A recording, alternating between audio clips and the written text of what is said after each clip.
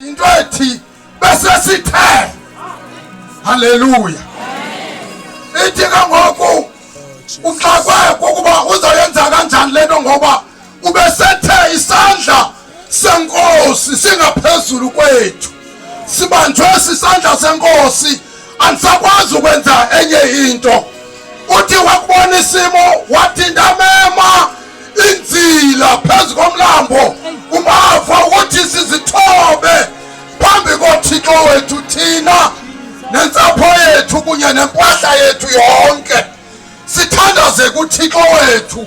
Sathi sakuyenza lonto wathandaze kuThixo sithi haleluya.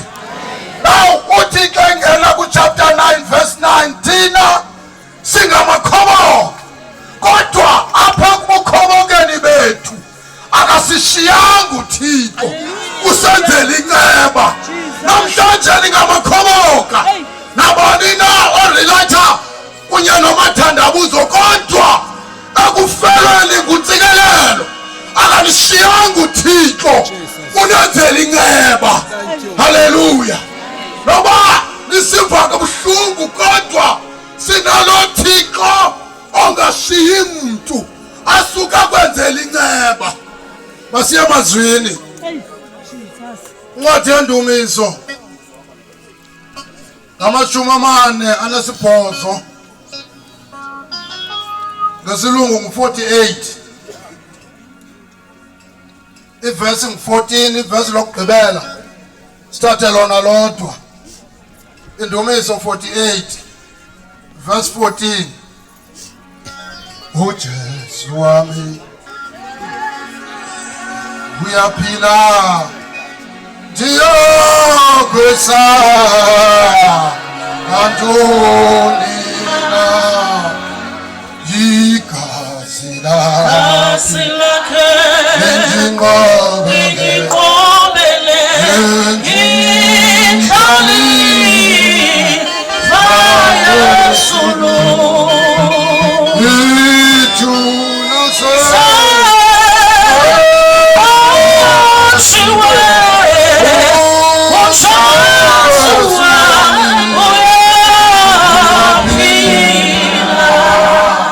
Indumiso 48 verse 14. Ukuba lo Thixo nguThixo wethu bona phakade kana phakade yena uyakusikhapha kude kuse ekufeni. Siyathandaza moya onamandla Thixo wethu oyingcwele nalizwi lakho Nkosi elinguwe liphilile Nkosi likukudla kuthi sakulamba lingamanzi sakunqanwa liyaphuma malincede lowo nalowo egameni lika Yesu amen.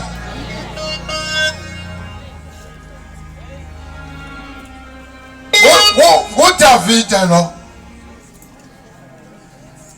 nguye lo athethayo ukuthi ukuba lo Thixo nguThixo wethu ngona phakade kana phakade yena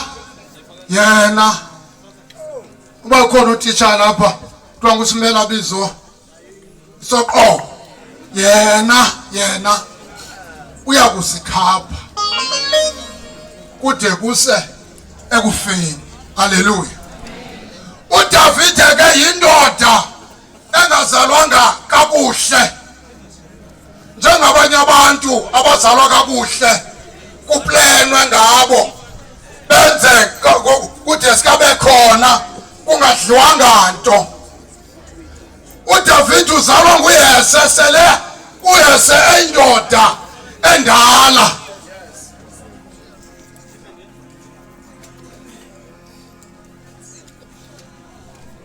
Akwabe ungathuleka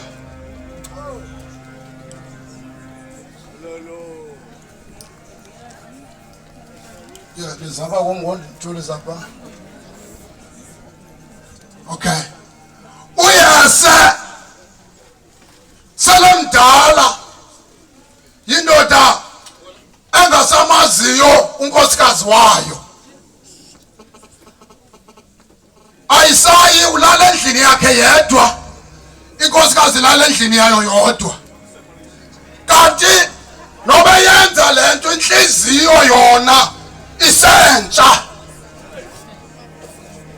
Apha kwakhe kunabasebenzi abaninzi, kanti ehleli nje kunomnye amnothileyo amjongileyo ukuba angafanela mna lo.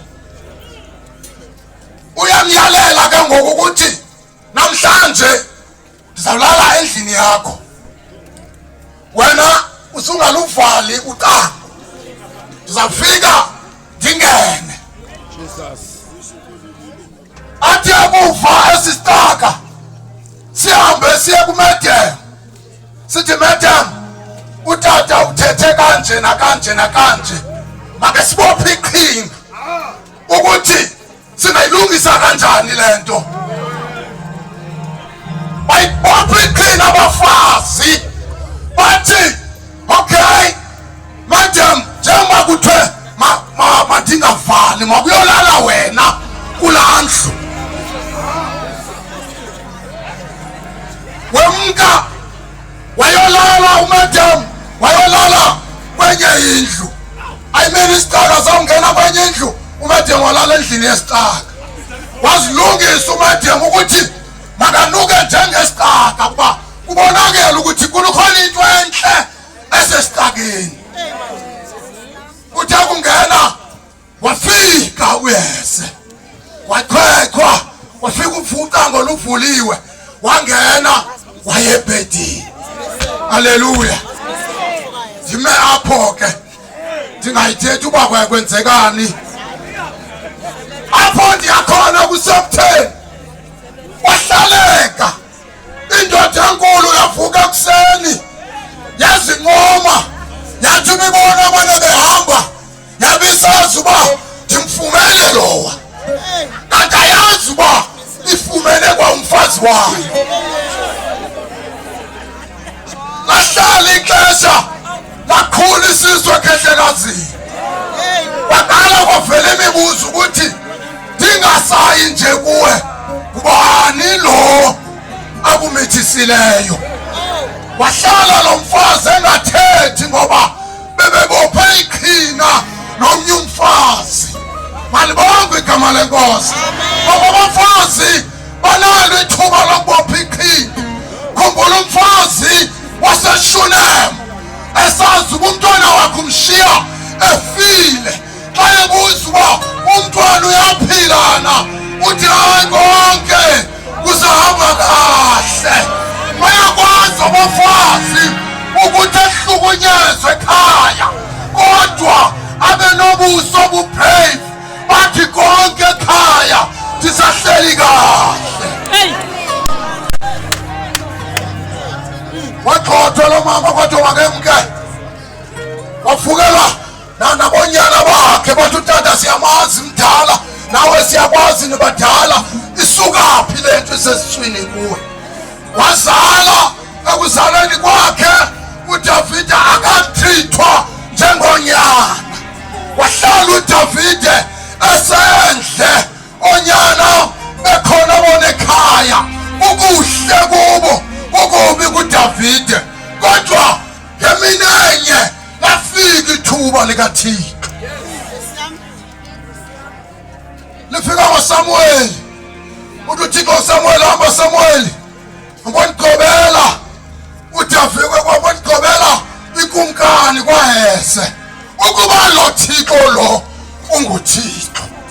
Yahamba uSamuel wafika wabalisela uHese, uthi uThixo kukhona ikumkani lapha, ndizogqoba konyana bakho. Bathi bakuvonyana baxelela umolokazana, wathungwa, kwenziwa yonke into, kwayothengwa izisuthu ezinhle ngoba ikumkani izawuphuma konyana.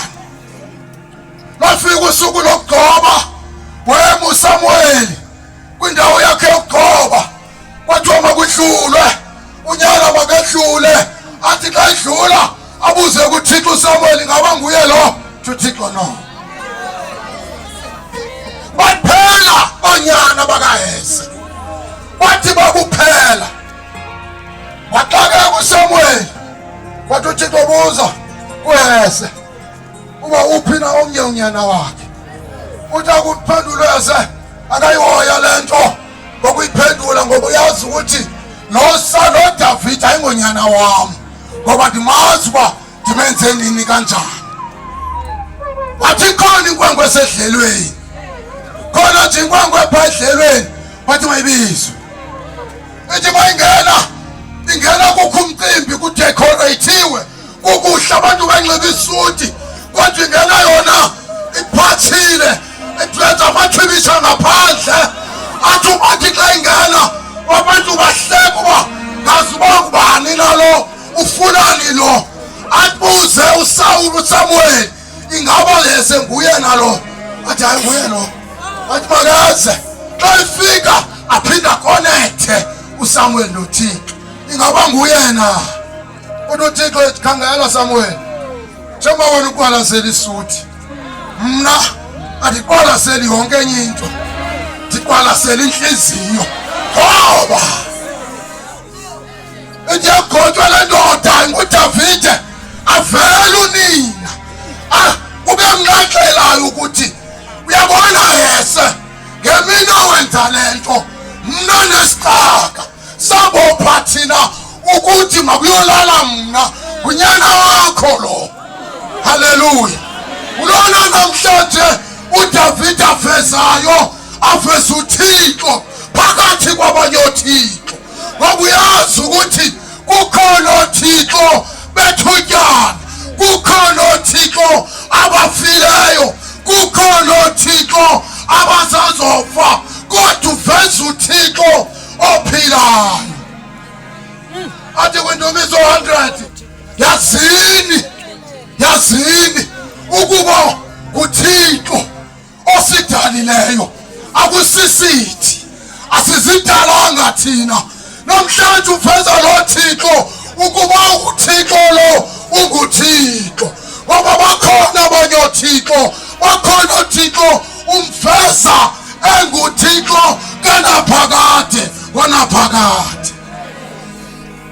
Ukhona abanye oThixo bakhonzayo, khona abanye oThixo bazimisayo, khona abanye oThixo baphakanya, khona abafundisi bathi baphakama ibandla limthande atshintshe abe nguThixo kodwa nguThixo lowo asazofa.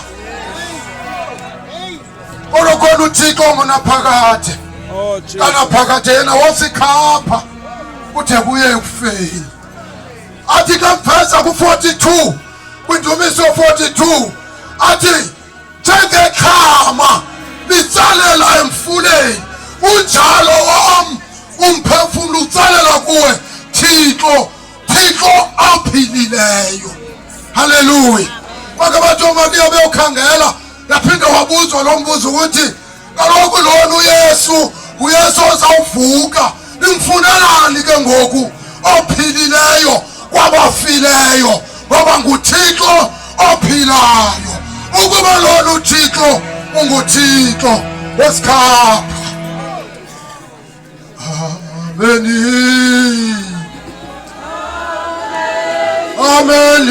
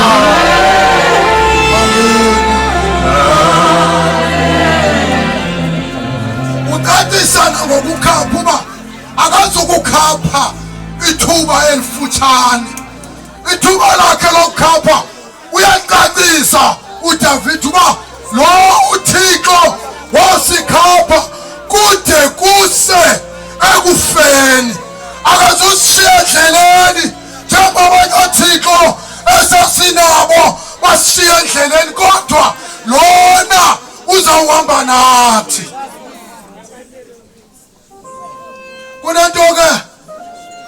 wayithatha uDavide kwakuyese wathatha laa nto ebithathwa nguyese inhliziyo yokuthanda abafazi kodwa apho ndimthanda khona wanenhliziyo yokuguquka. Haleluya. Kuba sinabo abantu abakhonzayo bakhonze kakuhle bawiswe into abawisileyo kodwa badinge ukuguquka. uDavide ke bengumzalwane othi uma ephosakele okanye ephazamile atsho ukuthi iphazamile kule ndawo. Thixo wami ndixolele. Haleluya. Ibinjalo ke nalendodana. Ibinjalo lendodana singayo namhlanje. Ibithuba ixakekile okanye yaphazama ngakuwe. Kuba bekangatsho ngathi bendihleli kakhulu naye. Ibikwazi ukuthi uxolo. Ukuba ke lo Thixo unguThixo wethu wasikhapha. uDavide ke ibindoda eguqukayo. Ngidla ngokuthi yena ndithetha ngoDavide eyami inkosikazi kula konzo ndikhonza kuyo yiyo mile kakuhle kuwo wonke amakhosikazi esikhonza nayo.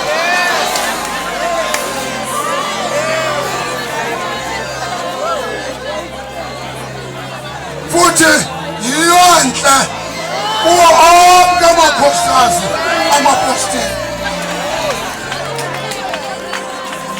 Now lithi uba bendikhonza ngexesha likaDavide ngoba uDavide khona indoda awathatha inkosikazi yayo wathi yakuvuma ikhulelwe wathi uDavide mayithathwe le ndoda ihambe yofakwa kwiposition embi emfazweni apho ingena uphuma khona.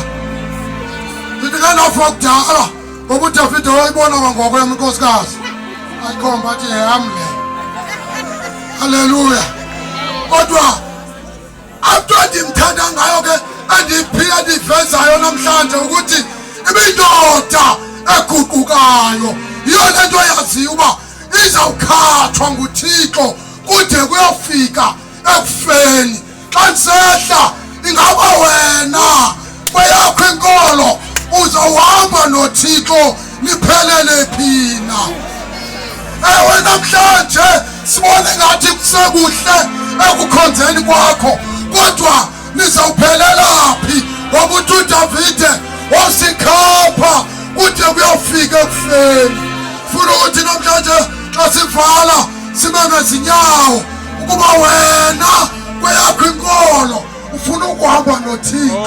Uhambile nabazalwane bawendleleni, uhambile nabefundisi bawendleleni, uhambile noThixo wabashiya endleleni bakushiya endleleni. Udinga uThixo ozokuhamba naye uthi uyofika ekufeni.